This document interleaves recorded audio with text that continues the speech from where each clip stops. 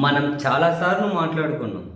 ఉప ముఖ్యమంత్రిగా ఉన్న జనసేన అధ్యక్షుడు తన మాటలకు, చేతలకు ఏమాత్రం సంబంధం ఉండదు.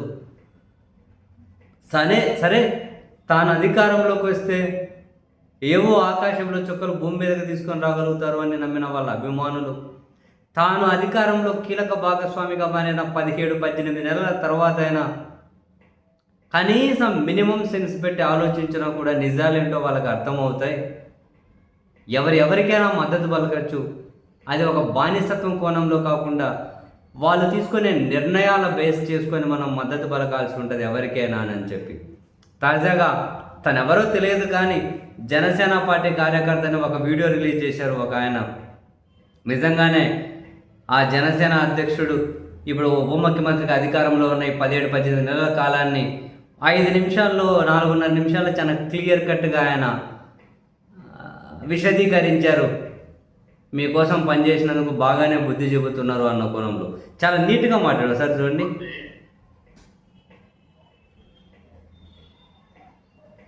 జనసేన పార్టీ అధ్యక్షులు పవన్ కళ్యాణ్ గారు అసలు సమస్యలకు స్పందిస్తారా లేదా?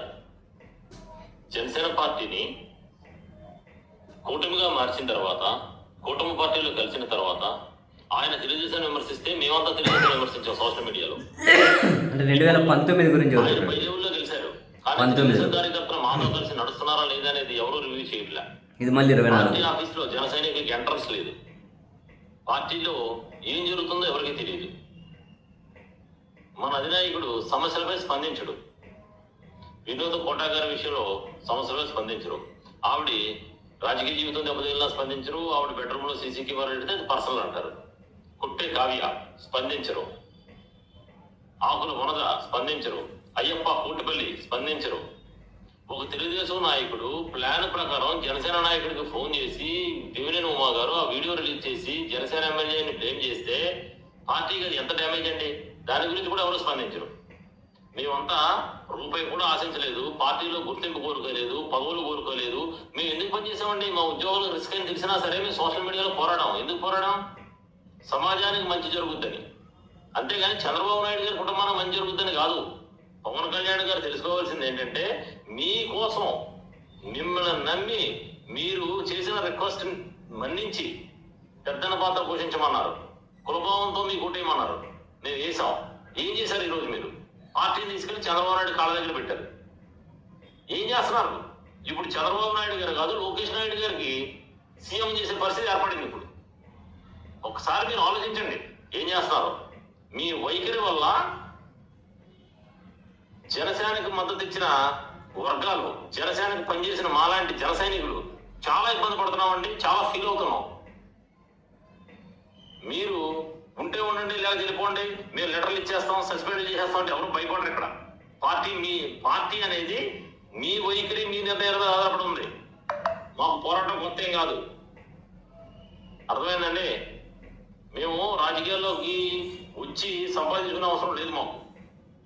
మేము ఈ సమాజానికి మంచి జరుగుద్ది మీ ద్వారా నమ్మి మేము మీతో పయనించాం. కానీ ఇక్కడ మీరు దేనికి స్పందించకపోవటం, దీనికి పట్టించుకోకపోవటం, అసలు ఇది ఒక ప్లాన్ ప్రకారం పార్టీని మటర్ చేస్తున్నట్టు ఉంది. ఇది జనసేన పార్టీని ఒక ప్లాన్ ప్రకారం జనసేన పార్టీని తగ్గిస్తున్నారు మీరు పవర్ని. ఎందుకంటే రేపు ఫ్యూచర్లో మీరు ఒక 50 సీట్లు 100 సీట్లు అడుగుతారేమో, మళ్ళీ ఇవ్వాలేమోనని తెలుగుదేశం పార్టీ మన జనసేన పార్టీని తగ్గిస్తుంది. అది తెలుసుకోండి ఫస్ట్. జన సైనికులందరూ కూడా ఎవరైనా సరే ఇప్పుడు మన వాయిస్ వినిపించే టైం వచ్చింది. నిన్నగాక మనం కందుకూరులో సంఘటన చూసాం. ఇప్పుడు మంగళగిరిలో సంఘటన జరుగుతుంది. ఆ స్టేట్ లో ఏం జరుగుతుంది? దీన్ని ఆయన స్పందించరు. కనీసం బాధితులు పిలిపించి మాట్లాడాలి కదా. డిప్యూటీ సీఎం గారు బాధ్యతలు పిలిపించి మాట్లాడాలి కదా. మీకు హోదా ఉంది, మీరు పవర్ లో ఉన్నాం మనం, మీరు డిప్యూటీ సీఎం అయ్యారు. వాట్ ఇస్ ద యూజ్ అండి? వాట్ ఫర్ యువర్ అండి? మేమంతా అడుగుతున్నాం. లేదు sir, it's very very very critical condition లో ఉంది జనసేన పరిస్థితి. ఇది ఫంక్షనింగ్ స్టైల్ కరెక్ట్ కాదు. మీ వెనకున్న వాళ్ళు మైకిల్ మోసే హరిప్రసాద్ మండలికి వెళ్ళిపోయాడు.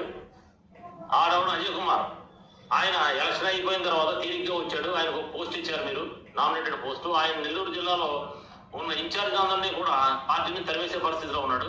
స్టేట్ మొత్తం మీద పార్టీలో పనిచేసిన కార్యకర్తలు తరివేయడానికి ఒక టీంను పెట్టినట్టు ఉందండి మీ వైఖరి. తెలుసుకోకపోతే జనసేన పార్టీ భవిష్యత్తు ప్రశ్నార్థకంగా ఉంటుంది. ఇది మేము చాలా బాధపడుతూ చెప్తున్నాం. ఎందుకంటే మాకు పార్టీ వల్ల మాకు వచ్చే లాభం లేదు. సో ఇది ఒక జెన్యున్ రివ్యూ. ఒక జనసేన పార్టీకి సంబంధించిన మినిమం సెన్స్ ఉన్న ఎవరికైనా కూడా కొన్ని ఈజీగా అర్థమవుతాయి. అది ఇట్లా అర్థమైన వాళ్ళు ఇంత క్లియర్ కట్గా వాళ్ళ బాధని వెళ్ళగక్కుతూ ఉన్నారు.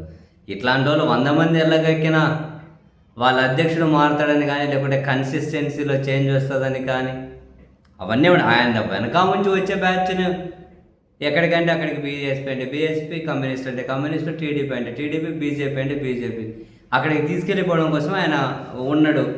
ఆయన వెనక వచ్చేది అక్కడెక్కడికి పోతే అక్కడికి రావాలి. వాళ్ళు తప్ప మిగతా వాళ్ళు ఆయనకు అవసరం లేదు. ఈ 17-18 నెలల కాలంలో ఇట్లాంటి వాళ్ళ బాధ కొందరు బయటకు వెళ్ళగలుగుతున్నారు, కొందరు బయటకు వెళ్ళకపోలేకుండా ఉన్నారు.